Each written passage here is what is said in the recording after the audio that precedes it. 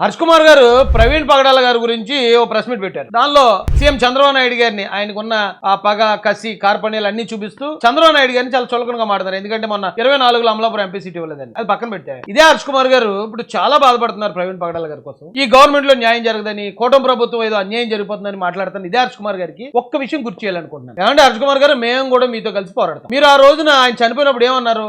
హైదరాబాద్ లో post mortem చేయిస్తా అన్నాను.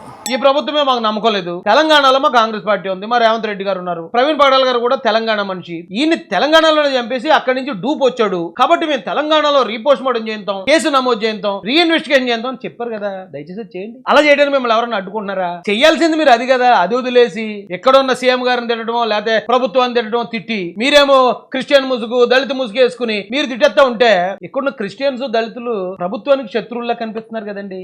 ఆ రోజు ప్రవీణ్ పగడాల గారు వాళ్ళ భార్య గారు కూడా వీడియో రిలీజ్ చేశారు. పోలీస్ ఇన్వెస్టిగేషన్ సక్రమంగా సాగుతుంది, నాకు నమ్మకం ఉంది, మీరు ఎవరి పనాలు చేసుకోండిరా బాబు అని క్లియర్ చెప్పింది ఆవిడ. అయినా కూడా ఆవిడ భయపెడుతున్నారు, ఆవిడకి ప్రాణ భయం ఉంది, ఆవిడని చంపేయాలని చూస్తున్నారు అన్నారు. ఓకే, మీరు ఏదైనా ఎలాగైనా మార్చగలుగుతారు, మీలాంటి వాళ్ళు 10 మంది ఉన్నారు ఇక్కడ. అయితే ఇది ఎంతవరకు క్రిస్టియన్స్ ని మోసం చేసి చంద్రబాబు నాయుడు గారి మీదకో కూటమి ప్రభుత్వం మీదకో రెచ్చగొట్టడానికి ఉపయోగపడచ్చు. కానీ సొల్యూషన్ ఏమొస్తుందండి ఇందులో? ప్రవీణ్ పగడాల గారి కేసులో వాస్తవాలు ఎలా బయటపడతాయి? మీరు చేసే ప్రచారం వల్ల, ఈ ప్రెస్ మీట్ల వల్ల. ఇప్పటికైనా మించిపోయింది లేదండి. మీరు అర్జెంట్ గా సోనియా గాంధీ గారి దగ్గర, రాహుల్ గాంధీ గారి దగ్గరికి వెళ్ళి మీ పరిస్థితి, మీ దగ్గర ఉన్న ఆధారాలన్నీ వాళ్ళకి సబ్మిట్ చేసి అక్కడి నుంచి రేవంత్ రెడ్డి గారికి ఫోన్ కొట్టించి మీరు అన్నీ రేవంత్ రెడ్డి గారి దగ్గర కూర్చుని కేసు ఓపెన్ చేయించి రీఇన్వెస్టిగేషన్ చేయించి ఇప్పుడు ఆ గవర్నమెంట్ నుంచి ఈ గవర్నమెంట్ అడిగితే డీటెయిల్స్ అన్ని ఇస్తారు. ఇవన్నీ ఇచ్చి ఏదైనా ఒక ఆధారం బయట పెట్టండి సార్. మీరు ఇవన్నీ ఎందుకు చేయలేదో కూడా నాకు ఒక అనుమానం ఉంది. నిజంగా ఇవన్నీ మీరు అక్కడ చేయితే ఆ గవర్నమెంట్ ఇన్వెస్టిగేషన్ చేసింది యాక్సిడెంట్ అనేది తేలుతుంది. కాబట్టి ఆ గవర్నమెంట్ కూడా యాక్సిడెంట్ అని తేల్చేస్తే ఈ ప్రవీణ్ పగడాలను ఉపయోగించుకుని మనం జనాన్ని రెచ్చగొట్టడానికి ఉండదు, మన ఉనికి కాపాడుకోవడానికి ఉండదని మీరు చేసే కుట్రేమో ఇదంతా అనిపిస్తుందండి.